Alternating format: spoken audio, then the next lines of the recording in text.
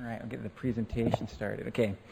So my name is Brian Blaylock. I'm from the University of Utah, and I participated in this summer ozone study that Dr. Horrell just talked about. So I'm going to talk just about like one event from that and a WRF simulation of a high ozone event in the Salt Lake Valley. And like was introduced, we've initialized this from the high resolution rapid refresh model. I'd first like to acknowledge Eric Crossman and John Horrell for helping this work. It certainly wouldn't be possible without them. So we've learned a lot about the Great Salt Lake Summer Ozone Study, and the work done here that I'll be presenting is related to the second purpose of that study, which was to improve our understanding of these physical processes that control ozone along the Wasatch Front, and hopefully to aid forecasters and help them be able to forecast these events more accurately for the public. So again, reminder for those of you who are just walking in, the Salt Lake Valley, we deal with some complex terrain, and that leads to complex wind patterns that we have to deal with, which in turn affect our air quality. So we've got the Wasatch Mountains on the east, the Ochre Mountains on the west, and the Great Salt Lake to the north, just to the north of the Salt Lake Valley, which is our study area for this study. And so, like John had mentioned right at the end of the talk, we're going to look at a lake breeze and how that influences ozone in the Salt Lake Valley. So typically in the afternoon, we get this breeze from off the lake, and this lake-influenced air has a really shallow boundary layer because of the colder temperatures over the lake.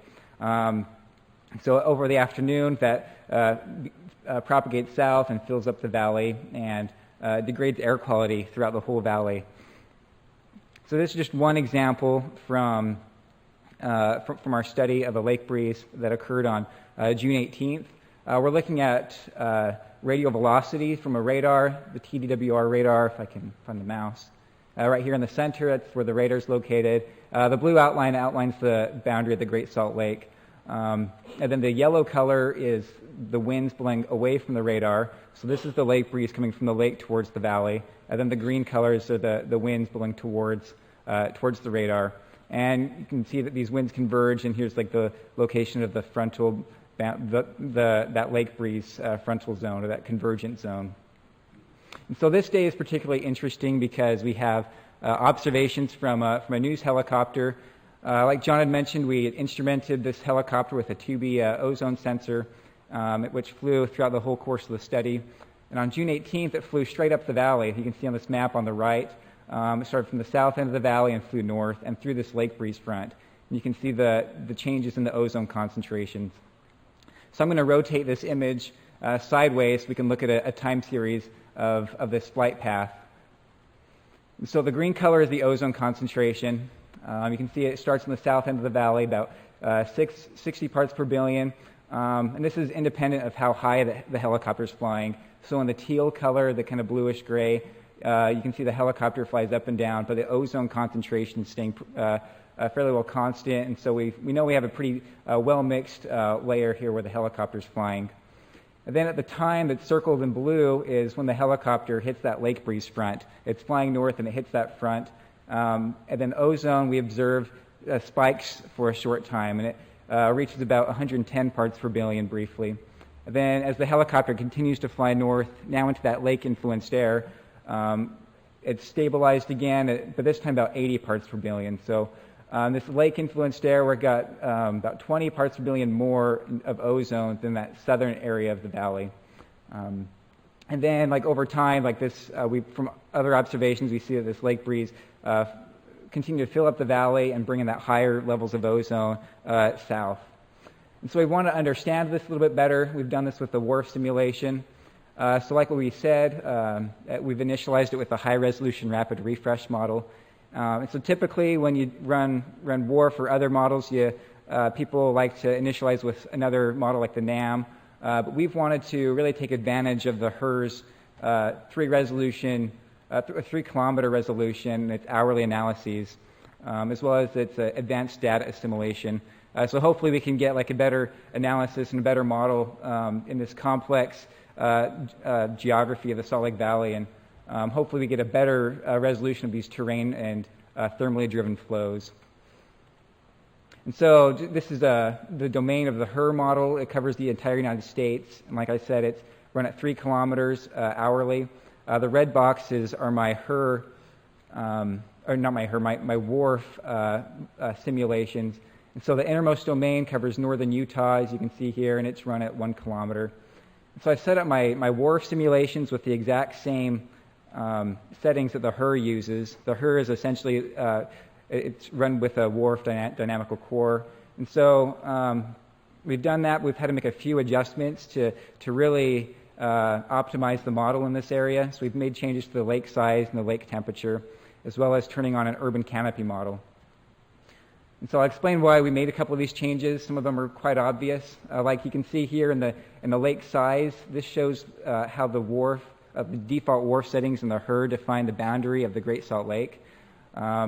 So it's quite large, but when I bring up a recent satellite image from this last summer, you can see that the Great Salt Lake's dried up quite a bit. And so this was a pretty easy change in WRF. We simply dried up the lake, changed our points that aren't lake anymore to barren land, as well as other fields that depend on the lake size and the lake mass. And then so second, we had to make modifications to the lake's temperature. This influences like the depth and the strength of the boundary layer of the lake. So we've got some observations from a buoy that's shown on the time series here. The buoy is located in the South Fork of the Great Salt Lake, and some of the observed temperatures from that. And the buoy is measuring temperatures at about 0.4 meters below the surface. Whereas this is the skin temperature measured from the MODIS instrument on the Terra satellite. And so we can make comparisons to that and see how the model performs well with that. The HRRR is initializing this water temperature or the sea surface temperature quite a bit cooler. And so that makes the boundary layer right over the lake really strong. And so we've had to go back and bump up the temperatures in our model a bit. So here's just a look at some of the different tests we did. First, we looked at like the default lake, and that didn't really produce as good results as we wanted. So you can see we took out the parts of the lake, like I said before, and then turned up the temperature a little bit to better reflect some of those observations we saw. And this one, so with the lake at 303 Kelvin, seems to get that boundary layer structure pretty good. So we've kind of run with that for the time being. And then finally, our third modification we made was turning on the urban canopy model. So you can see in the picture, Salt Lake City, it's an urban forest, essentially. It's not all red rock desert like you might think if you've never been to Utah. We've got plenty of trees out here. So we've turned on the urban canopy model to better model those momentum and heat flux transfers throughout the city. And so, and in that model, we've had to turn up, we're planting more trees in the model. So we've added quite a bit more trees, and this has an influence on the friction in the city. So it's weakened the winds to something a little bit more closer to what we actually observe, as well as improves some of our temperature cycles throughout the day in the model from all the heat fluxes from the increased vegetation. So finally, I'm going to look at some results after we've made all these modifications. I'm just going to show some results of passive tracers we add to the WRF model. And so we start the model at about 40 hours before the lake breeze comes through. So just we start on the 17th of June. And remember, we're looking at the lake breeze as it propagates through the valley. And so these tracers are emitted every time step in the model, and I've added one at the north end of the valley as well as the south end of the valley, as you can see in the red and the blue color. And so I'm going to zoom. And this is the cross section as well. So we're looking at the cross section through this part of our domain. And so I'm just going to zoom forward to 19 UTC on June 18th. You can see that how the tracers get blown around by the modeled winds. And here at the north end, you can see the stable layer near the lake. These red tracers tend to stay closer to the surface, whereas the blues get lofted a little bit higher. And then going forward 2 more hours, we can see the lake breeze. It's kind of hard to see in this on the projector, but you can see the lake breeze down in the bottom beginning to fill up the valley, and then in the cross section as well, this lake breeze front has propagated south. and then 2 hours later, it's filled up most of the valley. So I'm going to just let these, the full animation play for you to see, so you can see how these tracers are being blown around. So we can learn quite a bit from this. Like, ozone's not really a passive tracer; it's reacting with chemicals over time. But we can learn about like the how it's probably dispersed through the valley, as well as its precursors. It's really interesting to see these tracers get blown back over the lake and then back into the city. And so we think we can learn a couple of interesting things about this. So we're coming up on the 18th now. I think 18Z is when the lake breeze begins to come through. So wait for that time to zoom forward a couple more hours. But we can see like some of the blue tracers that get blown up over the valleys, whereas some of those red tracers that are more influenced by the lake and that stable boundary layers tend to stay closer to the surface. Yep, so there it goes, fills through the valley again. So I'm just going to conclude with a few points. First, we've learned a little bit about the HRRR and dealing with the HRRR in the Salt Lake Valley. If forecasters forecasting air quality in the Salt Lake Valley using just the out-of-the-box HRRR or default WRF settings are probably going to have a hard time because of the way that the HRRR model models the lake's influence on our weather.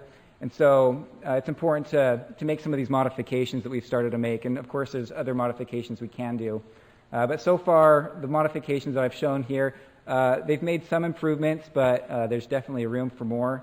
We see that the stable layer of the lake is still a little bit shallow, which affects the timing of our lake breeze. So in our model, our lake breeze is coming in about 3 hours too early.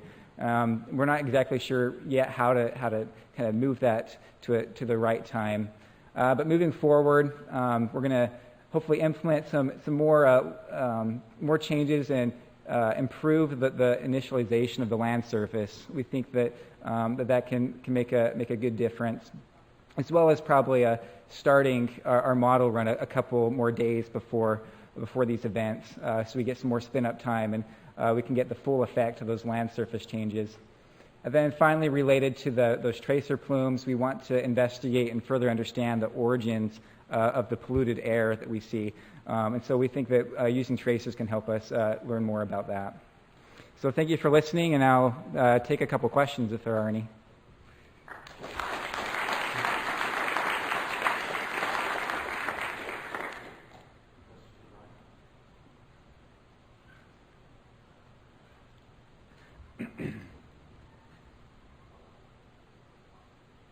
Talat Odman, Georgia Tech. I believe you mentioned this, but can you elaborate a little bit more on the selection of the tracer released locations, the rationale? Yeah, so let me just back up in relation to ozone. Yeah, so I just kind of playing with first how to insert tracers to WRF. That was difficult, but I decided just to put one at the south of the valley and then the north, so that we can get the winds coming from the lake breeze as well as those southerly winds and how they interact. It'd probably be good to maybe look at other tracers, maybe like in the lake as well. But yeah, just so far we've just looked at the north and the south to capture like the lake breeze air versus the air that's coming from the south and converging with that. But. Why was the lake temperature in the HRRR so cold? I don't know why. It's a good question, and I think it'd be a good thing if some of these changes can be made to the HRRR, because we're dealing with like there's a couple other examples where we've seen like all summer that it causes a lot of different issues with like forecasting CAPE or thunderstorms as well, because we have a really cold lake and it thinks we get a really unstable stable air mass right over the Salt Lake. But it's something that we can look into more and figure out how to change it. So.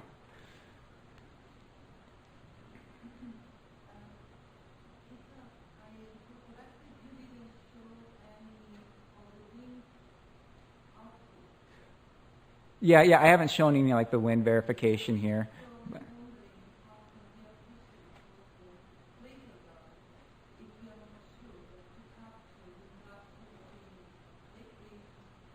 Yeah, okay, so.